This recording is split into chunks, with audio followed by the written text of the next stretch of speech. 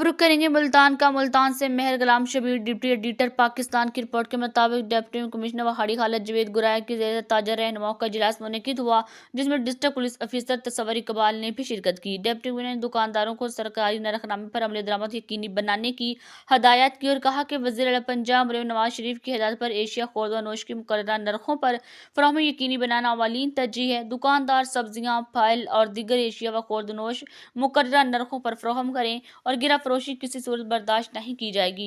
Deputy commissioner Khalid Javed Guraya ने मजीद कहा कि मुश्किल हालात में हमें बतौर कौम मुत्तहद होना होगा। हुकूमती हिदायत पर अमल दरामद यकीनी बनाया जाए और आम आदमी की मुश्किलात को कम करना। इस मौका पर DPO कसूर इकबाल ने कहा कि नजायज़ ज़ख़ीरा अंदोज़ी से इज्तनाब किया जाए। इस मुश्किल घड़ी में हमें एक दूसरे के शाना बशाना खड़े होना है। हम सब मुश्किल वक्त में इकट्ठे हैं। ताजा रहनुमाओं ने ज़िला इंतज़ामिया और अवाम के साथ ताआवन की यकीन दहानी करवाई। न्यूज़ स्टूडियो में शामिल करेंगे मज़ीद खबरें एक छोटी सी ब्रेक के बाद।